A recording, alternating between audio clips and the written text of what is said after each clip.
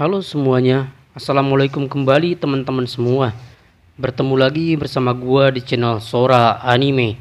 Seperti biasa, kali ini gua mau ngelanjutin lagi alur cerita dari serial Kastil lagi, melanjutkan part 2 kemarin. Tapi bagi kalian yang suka nonton channel ini, gua minta dukungan dari teman-teman semua dengan bantu support channel ini dengan subscribe, like, komen. Gue juga berharap teman-teman semua bisa berkomentar agar menjadi masukan buat channel ini agar makin berkembang lagi ke depannya. Oke, tanpa basa-basi lagi, kita lanjut ke intro dan alur ceritanya. Selamat menyaksikan.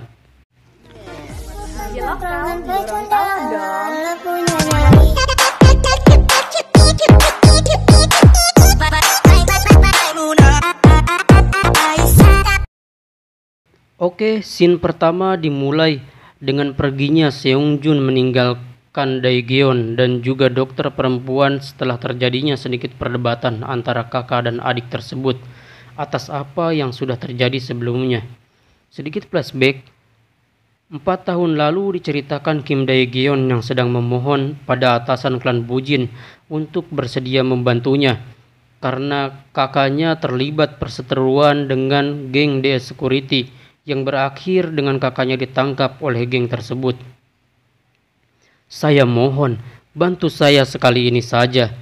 Kalau dibiarkan, kakak saya bisa mati oleh berdebah-berdebah sialan itu, ujar Daegeon. Hei Daegeon, kau tahu, itu adalah hal yang harus dipertanggungjawabkan Seongjun sendiri. Itu sudah merupakan aturan dunia ini, Daegeon, ujar bos klan Bujin sambil lanjut berkata, seret dia keluar dari tempat ini. Seketika anak buah dari sang bos pun langsung menyeret Daegeon keluar dari tempat itu. Sambil meronta, Daegeon cuma bisa berujar, bangsat, sialan, biasa-bisanya kau seperti ini. Padahal kakak sudah mendedikasikan semuanya hanya padamu. Singkat cerita, Daegeon yang diusir paksa pun cuma bisa terdiam tanpa bisa berkata apa-apa lagi. Lalu tibalah seorang pria yang memakai motor menghampirinya. Yang tidak lain itu adalah Pi Wujin. Dasar bodoh, apa-apaan penampilanmu itu Daegeon? Memangnya negara ini sudah mau hancur ya? Ucap Wujin pada Daegeon. Sejak kapan kita memohon bantuan dari orang lain? Kita berdua saja sudah cukup, begitu bukan? Daegeon, lanjut Wujin. Wujin dan Daegeon pun datang ke markas geng The Security. Hei, siapa? Kami tidak buka, ucap orang dari anggota The Security karena tempat itu merupakan sebuah bar yang dibuka untuk umum. Namun juga pusat dari berkumpulnya para petarung dari geng The Security yang diketuai Yeon Deoksu. Wah, bajingannya banyak juga rupanya. Daegeon, aku yang akan menahan mereka. Kau cari saja kakakmu, ucap Wujin. Baiklah. Kau bertahanlah sebentar, aku akan segera kembali, jawab Daegeon. Tiba-tiba Wujin pun langsung menyerang yang membuat orang-orang dari The Security baru tersadar bahwa mereka adalah orang-orang dari klan Bujin. Dengan seketika pertarungan sengit pun pecah. Dengan gagahnya Wujin dan Daegeon membantai mereka satu persatu tanpa rasa takut sedikit pun. Sementara Daegeon yang bertugas untuk mencari kakaknya langsung berlari menaiki anak tangga yang ada di hadapannya. Akan tetapi salah satu dari orang geng The Security berhasil menangkap kaki dan menarik kaki Daegeon hingga dia terjatuh. Sejujurnya, aku tidak percaya diri bisa membunuh kalian semua. Tapi aku jamin satu hal, 1 atau 2 orang pertama yang datang padaku, kupastikan dia akan mati, ucap Wujin yang berusaha melawan banyaknya lawan yang dihadapinya. Ayo maju orang-orang sialan, lanjut Wujin. Seketika para bawahan The Security pun langsung maju setelah apa yang dikatakan Wujin pada mereka. Dasar bangsat, kau mau mati rupanya, ucap salah satu dari mereka sambil menyerang Wujin serentak. Walau lawannya tidak seimbang karena pihak lawan terlalu banyak, Wujin masih bisa bertahan menahan mereka semua sendirian. Ah, sialan, Kalau lebih lama lagi, aku tidak akan bisa menahan mereka dan keluar dari tempat ini hidup-hidup. Daegeon, apa yang sedang kau lakukan? Aku harap kau tidak mati duluan, ujar Wujin dalam hati dengan kondisi tubuh yang sudah kelelahan. Brengsek, kau membuat tempat ini menjadi sangat kacau rupanya. Bikin aku ingin membunuhmu saja, ucap Yon Deoksu yang sudah menunjukkan diri. Apa kau Pi Wujin? Lanjut Deoksu pada Wujin.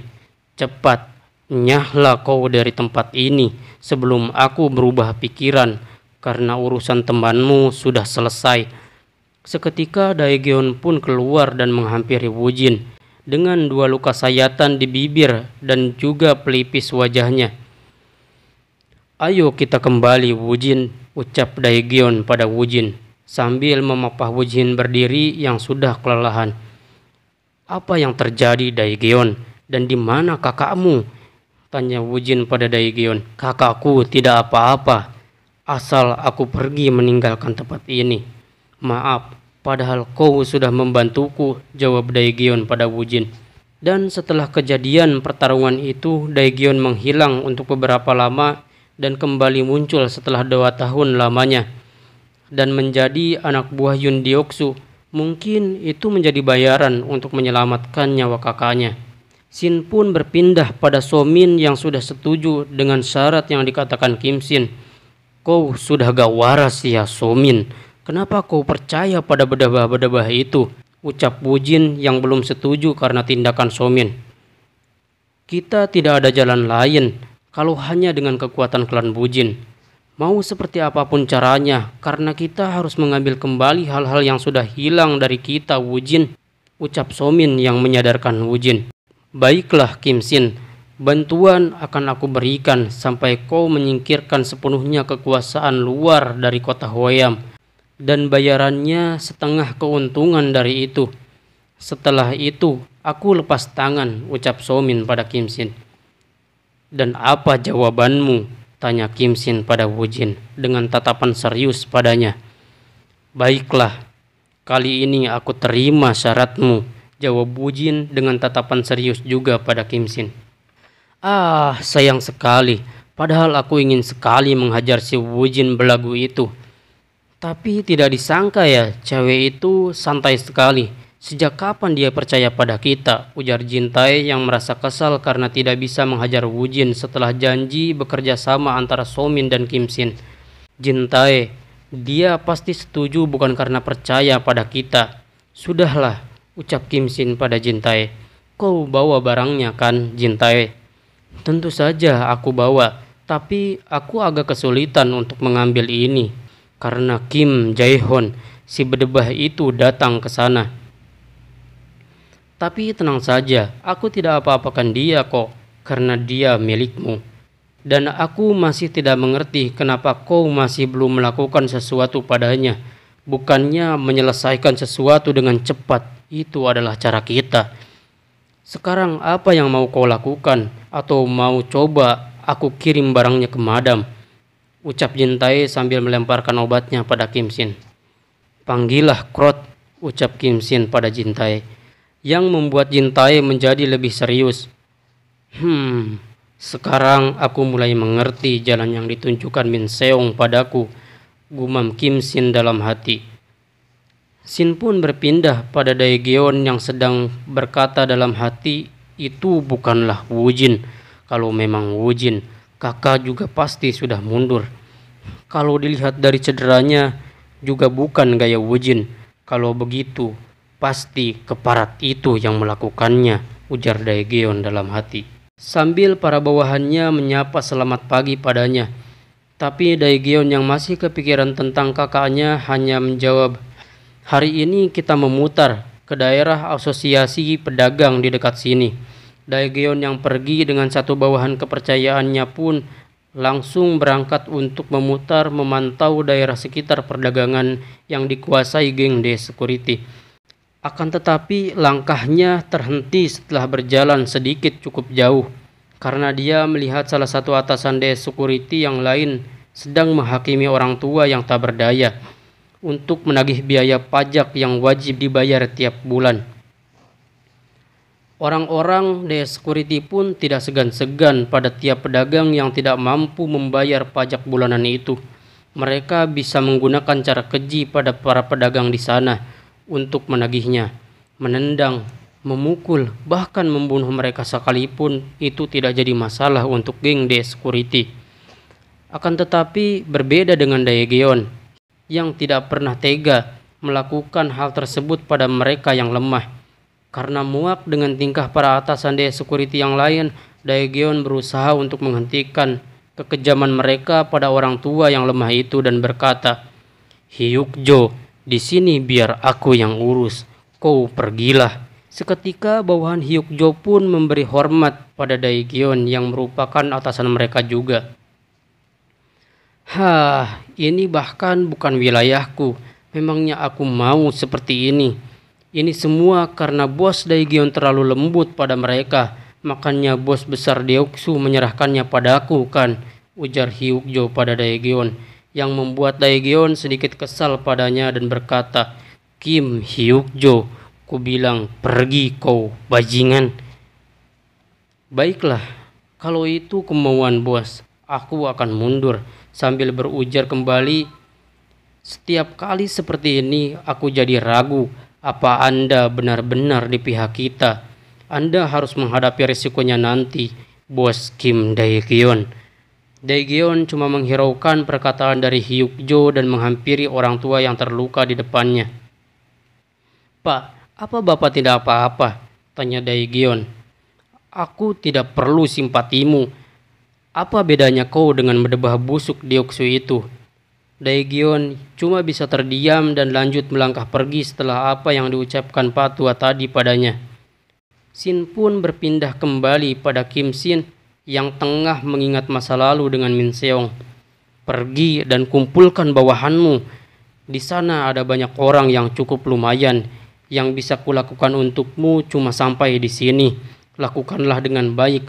Walaupun aku tidak berhasil, tapi aku yakin kalau kau pasti bisa mencari jalannya." Itu kata terakhir Min Seong yang diingat Kim Shin yang tengah mengingat masa lalunya dulu. Sampai Jin Tae mengetuk pintu yang membangunkan Kim Shin dari lamunannya. Jin Tae berkata, "Dia sudah datang." Ternyata yang datang ke tempat Kim Shin dan Jin Tae merupakan Krot yang dipanggil Kim Shin untuk menemuinya. Krot juga merupakan seorang killer Iskra dulunya, atau bisa dibilang pembunuh bayaran sama seperti Kim Shin dan Jin Tae. Tapi profesi Krot saat ini adalah broker yang memperkerjakan para killer atau pembunuh bayaran sama seperti Lisa yang gua bahas di video pertama kemarin. Aku tidak sangka akan bertemu denganmu di Korea. Lama gak bertemu. Aku senang bisa bertemu denganmu lagi di Amurtigro, ucap Krot pada Kim Shin. "Ya, lama tidak bertemu," jawab Kim Shin. Hei, aku tidak disapa nih, kaki pendek, ucap Jin Tae pada Krot, tapi Krot malah mengabaikannya. "Bagaimana kehidupanmu di Korea?" lanjut Kim Shin. "Ya, cukup bagus. Penghasilan di sini juga bagus karena banyak kerjaan, dan berkat itu aku juga menyewa guard," jawab Krot sambil tertawa. Sementara Jin Tae seperti biasa cuma bisa ngedumel. "Dasar kaki pendek, masa killer punya pelindung segala," ucap Jin Tae kesal karena dia selalu diabaikan. "Ngomong-ngomong, apa yang bisa kubantu?" lanjut Krot pada Kim Shin. Seketika Jin Tae pun melemparkan botol yang berisikan cairan obat yang kemarin didapatnya dari bar The Security. "Tolong kau cari sumber barang itu," ucap Kim Shin tanpa basa-basi. "Ini Pika," jawab Krot. "Kau mungkin tidak tahu karena kau tidak tertarik beginian. Ini itu barang yang paling populer yang beredar di Rusia belakangan ini. Terlebih lagi, ini barang milik orang itu." "Piton," ujar Krot, yang membuat Kim Shin dan Jin Tae terkaget mendengar nama Piton. Piton adalah julukan orang terkuat di killer Iskra dulu dan memiliki nama asli Baekdo-chan. Bahkan tidak ada satu orang killer pun yang berani menantangnya karena saking kuatnya Piton ini di organisasi Iskra maupun dunia. Bahkan Jika ada orang yang berani menantangnya pun, sudah pasti kematian yang akan menghampiri setiap lawannya. Orang yang dulu memiliki julukan Amur Tigro sebelum Kim Sin pun, dia gagal membunuh Piton dan berakhir dengan mengenaskan. Seperti yang kau tahu, teknik yang kita pakai kebanyakan diciptakan oleh dia. Dengan cara apapun kita gak akan bisa lepas dari tangannya. Walaupun aku tidak meragukan kau, tapi terlalu berbahaya untuk terlibat dengannya, Amur Tigro, ucap Krot pada Kim Sin. Aku tahu itu, Krot, tapi apa boleh buat, ada hal yang harus aku selesaikan dengan baik Dochan. Walau itu mustahil sekalipun, aku tetap harus menghadapinya, jawab Kim Sin pada Krot. Baiklah, kalau itu kehendakmu, aku juga tidak bisa berbuat apa-apa untuk menahanmu. Kalau ada lagi yang kau perlukan, panggil saja aku. Krisa dan Medbed pun juga akan datang kapan saja jika itu kau yang memanggil mereka. Kalau begitu aku pergi dulu. Semoga kau selamat, saudara, ucap Krot mengakhiri percakapan pertemuan itu. Krot yang pergi dengan guardnya pun melakukan sedikit percakapan. Kode nama Piton, aku pernah mendengarnya, tapi bukankah dia sudah lama pensiun sejak lama? Kalau begitu, bukankah akan lebih baik kemampuan Amur Tigro yang masih aktif, ucap guardnya Krot. Ya, kau benar, Amur Tigro memang yang terbaik dari semua yang pernah kulihat. Aku bahkan belum pernah melihat langsung kemampuan Piton, tapi saat aku teringat kata killer atau hitman, orang pertama yang muncul di pikiranku adalah Piton itu sendiri. Bagaimana jadinya jika Piton yang dikenal sebagai legenda killer dunia ini melawan Amur Tigro yang memiliki skill terkuat saat ini? Kalau pertarungan itu benar-benar terjadi, salah satu dari mereka pasti akan mati. Menarik sekali, sejak kapan aku jadi bersemangat begini, ucap Krot sambil tertawa. Ngomong-ngomong, siapa si rambut kuning yang banyak bicara di sebelah Amur Tigro itu? Tanya guardnya Krot padanya. Dia adalah orang yang memiliki kode nama Saroka. Apa? Saroka? Bukankah nama itu adalah julukan iblis yang membinasakan organisasi dunia gelap bersenjata hanya dengan menggunakan 2 pisau saja? Ucap guardnya Krot dengan perasaan kaget setelah tahu yang berambut kuning itu pemilik kode nama Saroka.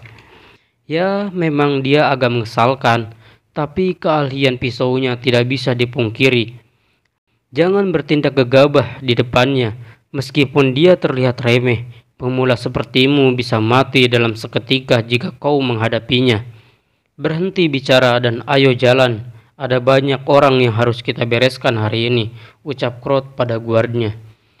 Sin pun berpindah pada kelompok Daegeon yang berada di tengah hutan yang sedang melakukan transaksi bahan mentah pika yang diperintahkan Deoksu untuk dijadikan obat atau narkoba. Tapi tiba-tiba pihak yang dihadapi Daegeon menendang tas yang berisi bahan mentah tersebut. Apa ada sesuatu yang kau tidak suka? Tanya Daegeon atas sikap yang dilakukan pihak lawannya itu.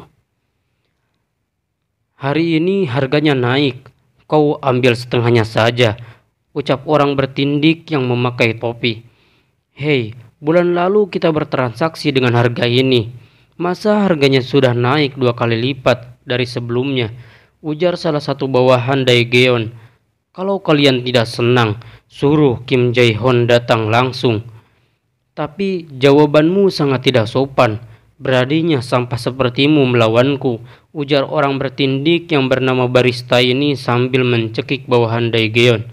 Tapi tiba-tiba Daegeon menunduk dan berkata, mohon redakan amarah Anda, kami akan ambil sesuai yang Anda berikan.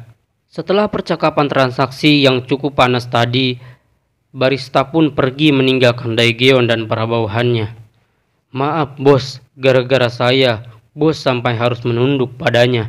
Setelah beberapa percakapan kecil antara Daegeon dan para bawahannya, mereka pun pergi menuju tempat Yon Deoksu untuk memberikan barang hasil transaksi tadi. Setibanya di sana, Daegeon langsung berkata, "Bos, saya sudah bawa barangnya. Kerja bagus. Silahkan minum," jawab Deoksu. Sambil meminum minuman yang Deoksu sajikan, Deoksu berkata pada Daegeon, "Sudah hampir 20 tahun aku hidup seperti ini. Dan gak banyak orang dengan kemampuan bagus sepertimu yang kulihat selama 20 tahun itu. Makanya aku sangat menyayangimu, Daegeon. Aku ingin naik ke puncak, Daegeon. Tapi tangan kanan yang kupercayai mematikan semua bisnis dengan mendesak, cuma untuk melindungi beberapa orang di lingkungannya. Apa aku harus memutus tangan kanan itu dengan tanganku sendiri?" ucap Deoksu yang berniat menyindir Daegeon setelah beberapa tindakan yang dilakukan Daegeon beberapa waktu lalu. "Ini kesempatan terakhir untukmu, Daegeon. Habisi klan Bujin saat ini juga. Apa kau mengerti, Daegeon?" Setelah percakapan tersebut, Daegeon yang pergi dengan perasaan bimbang atas apa yang diperintahkan Yeon Deoksu padanya. Di samping itu, Cha So-min dan Woo-jin yang merupakan orang dari klan Bujin juga merupakan teman Daegeon. Dengan langkah dan perasaan yang campur aduk, tiba-tiba ada orang yang berbicara. "Sudah lama tidak bertemu, Daegeon. Bagaimana luka di wajahmu? Katanya bekas tusukan pisau itu akan perih ya saat terkena hujan," ucap Chang Seok pada Daegeon dengan nada meremehkan. Ternyata Chang Seok adalah lawan yang berhasil memberikan 2 luka sayatan saat pertarungan 2 tahun lalu, saat Daegeon dan Woo-jin berusaha menyelamatkan kakaknya dulu. Aku penasaran dari dulu, apakah ekspresi najismu itu akan sama walaupun kau ditembak di perut? Melihat penampilanmu sepertinya akan dibuktikan sebentar lagi ya, Daegeon. Jadi bersiap-siaplah, lanjut Chang Seok yang kelihatannya ingin Daegeon mati. Shin pun berpindah pada Kim Shin dan klan Bujin yang sedang membicarakan tentang anggota yang sudah mereka kalahkan dan dipastikan bergabung ke kelompok Kim Shin yang tidak lain itu adalah Seongjun dan para bawahannya, juga Woo-jin yang merupakan teman So-min walaupun masih belum terlalu percaya pada Kim Shin dan Jin Tae. Tapi sudah dipastikan dia akan bergabung juga karena adanya So-min di kelompoknya Kim Shin. Tiba-tiba Kim Shin pun berkata, "Kim Daegeon itu orangnya seperti apa, So-min?" tanya Kim Shin pada So-min. "Apa ada masalah kalau seandainya aku menghabisi Daegeon langsung?" Setelah pertanyaan itu, tiba-tiba Shin pun berpindah lagi pada Daegeon yang sedang di suatu tempat. "Hei Daegeon, kau datang untuk minum kopi gratis, tapi gak disentuh sama sekali. Ceritakanlah, ada apa?" "Aku akan mendengarkan khusus untukmu," ucap dokter cewek di depannya. "Tidak ada apa-apa kok," jawab Daegeon. "Hei, asal kau tahu ya Daegeon, kakakmu seperti itu sebelum membuat masalah." Wajahnya terlihat serius, tapi tidak mau ngomong apa-apa. "Apa ada hubungannya dengan So-min?" lanjut dokter itu bertanya. Tapi Daegeon cuma meminum kopinya lalu berkata, "Bukan apa-apa kok. Aku cuma harus menyingkirkan satu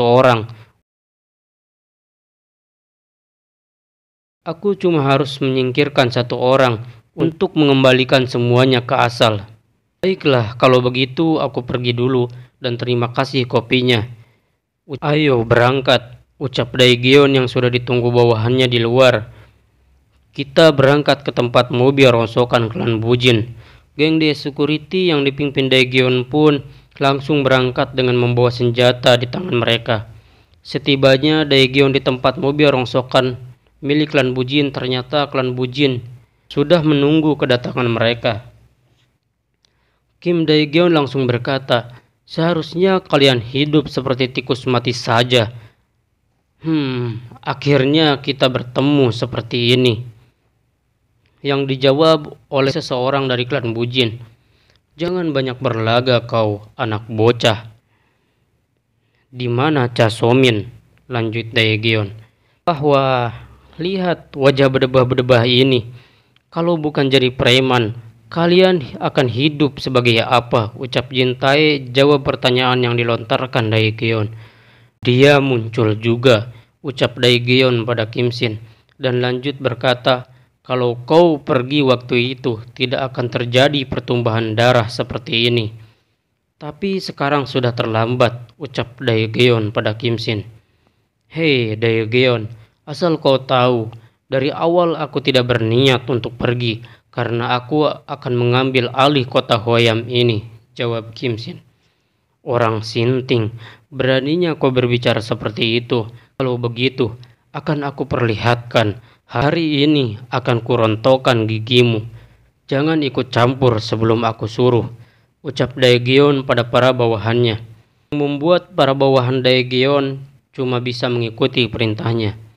Apa kau yakin tidak perlu alat? Coba tunjukkan kemampuanmu, karena kau akan kubunuh di tempat ini, ucap Daegeon pada Kim Shin. Aku tidak perlu sampai seperti itu, cuma untuk sekedar melawanmu. Kim Shin mencoba memprovokasi. Baiklah kalau begitu, jawab Daegeon sembari melayangkan pukulan pada Kim Shin pertanda pertarungan antar bos dimulai. Daegeon yang memukul dengan keras langsung melancarkan serangan lanjutan dengan tendangan keras pada Kim Shin, tapi Kim Shin berhasil menahan tendangan tersebut.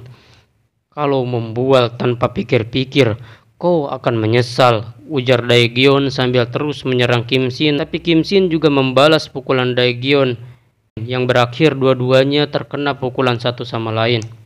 Di samping itu, Jin Tae berkata dalam hati, sudah lama tidak ada tinjuan lawan yang berhasil mengenai wajah bos kecuali dia. Pertarungan yang terus berlanjut pun memperlihatkan mereka berjual beli serangan satu sama lain. Dengan pukulan terus-menerus, Daegeon berusaha memojokkan Kim Shin dan berusaha menyerang Kim Shin dengan beberapa tendangan yang ia lancarkan. Tapi Kim Shin terus berhasil menghindarinya dan membalas serangan Daegeon. Pertarungan terlihat seimbang untuk saat ini, sampai-sampai dengan kebrutalan Daegeon, akhirnya Daegeon berhasil mendaratkan satu tendangan keras ke pertahanan Kim Shin. Di samping itu, para bawahan yang menyaksikan pertarungan dua bos mereka masing-masing cuma bisa terdiam. Bahkan klan Bujin pun menganggap pertarungan tersebut akan dimenangkan Daegeon yang terlihat lebih mendominasi.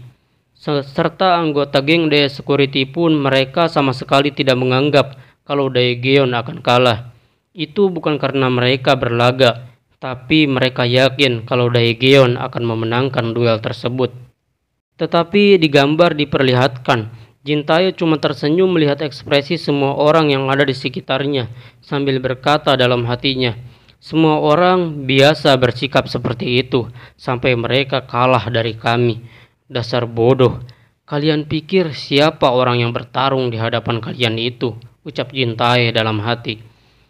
Lanjut ke pertarungan, tendangan keras yang dilancarkan Daegeon tadi berhasil Kim Shin tahan. Seketika setelah itu Kim Shin langsung berlari dan mencoba menyerang balik, tapi Daegeon langsung menendang Kim Shin kembali. Akan tetapi Kim Shin juga berhasil kembali menghindarinya dengan menekuk kedua lututnya ke bawah.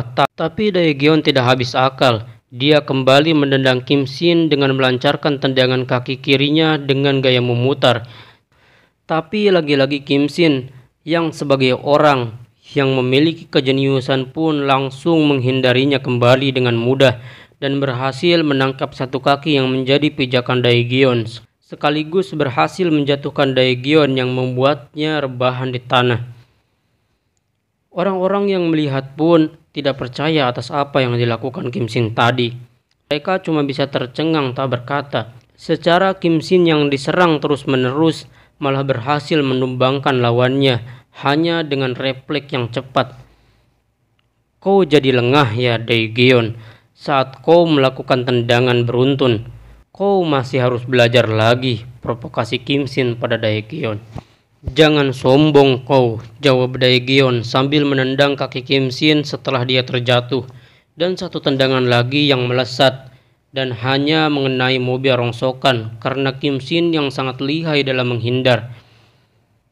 Kim Shin langsung mencengkeram baju Daegeon dan membantingnya kembali ke tanah. yang membuat Daegeon kesakitan karena saking kerasnya bantingan tersebut. Belum berdiri sepenuhnya, Daegeon kembali mendapat hadiah tendangan dan juga pukulan keras dari Kim Shin. Bahkan salah satu pukulan berhasil masuk dengan telak mengenai dagu Daegeon dan membuatnya tersungkur untuk kesekian kalinya. Di gambar juga diperlihatkan kalau Wu Jin juga datang ke pertarungan tersebut dan berkata dalam hati, "Dasar Daegeon brengsek. Dia harus dihantam dahulu baru mau bergerak." Tiba-tiba Daegeon bangkit dan melayangkan satu pukulan yang telak mengenai wajah Kim Shin yang membuat Kim Shin harus mundur beberapa langkah setelah terkena pukulan tersebut. Tiba-tiba Daegeon berkata, "Aku terlalu berpikir macam-macam untuk menghadapi orang sepertimu. Seharusnya aku membunuhmu tanpa pikir-pikir dulu." Kim Shin cuma berkata, "Dasar banyak laga." Seketika pertarungan pun pecah kembali. Tapi sabar dulu. Shin pindah dulu nih pada Deoksu dan Chang Seok yang sedang membicarakan Daegeon. "Anda sudah berjanji, Bos Deoksu. Apapun hasil peristiwa kali ini, baik Daegeon berhasil menghancurkan klan Bujin atau tidak, Anda harus memberikan leher Daegeon pada saya," ucap Chang Seok pada Deoksu. "Lakukan sesukamu, Chang Seok," jawab Deoksu pada Chang Seok. Balik ke pertarungan yang pecah kembali antara Daegeon dan Kim Shin yang sudah cukup lama. Tiba-tiba Somin ingin melangkah dan menghentikan pertarungan tersebut karena Daegeon saat ini yang lebih unggul dibandingkan Kim Shin. Bahkan Kim Shin beberapa kali terkena serangan Daegeon, walau Kim Shin berhasil menahan setiap serangannya. Tapi Jin Tae melarang Somin. "Kau mau apa, Somin?" "Tentu saja untuk menghentikan pertarungan. Mustahil melawan Kim Daegeon saat ini. Bisa gawat kalau kita kalah dari awal." Dasar. Kau sama sekali tidak tahu apa-apa soal kami ya. Kau pikir dia akan kalah melawan orang seperti itu? Tunggu dan lihatlah. Sekarang sudah hampir selesai," ucap Jin Tae pada Somin. Daegeon yang terus menyerang Kim Shin terus berupaya memojokkan Kim Shin dengan setiap serangannya. Daegeon berucap dengan satu pukulan yang berhasil membuat Kim Shin sedikit terpental. "Kau berani masuk ke kota Hoeam dengan cuma kemampuan ini? Dasar bodoh," ucap Daegeon pada Kim Shin. Tapi Kim Shin dengan santainya menjawab, "Sudah kuduga, kau tidak bisa dilawan dengan biasa saja. Kenapa? Sekarang kau mau mengeluarkan senjata? Sekarang sudah terlambat. Mati saja kau," ujar Daegeon yang langsung menghantam Kim Shin dengan tinjuannya. Tapi Kim Shin yang sudah serius pun berhasil membelokkan pukulan tersebut yang membuat Daegeon kehilangan keseimbangan. Dengan seketika Kim Shin melayangkan satu pukulan ke wajah dan disusul dengan tendangan lutut ke ulu hati Daegeon. Dilanjut dengan pukulan keras ke wajah yang membuat Daegeon harus melayang di udara karena pukulan tersebut. Belum sampai Daegeon mengenai tanah, sikuan keras tangan kiri Kim Shin mendarat lebih dulu di wajah Daegeon yang membuat Daegeon langsung kehilangan kesadaran saat itu juga. Sekaligus kemenangan untuk Kim Shin atas duel panas kali ini. Dan cerita kali ini pun cukup sampai di sini dulu. Kita lanjut lagi di lain waktu. Oke, jangan lupa komentarnya ya teman-teman. Sampai bertemu lagi. Assalamualaikum.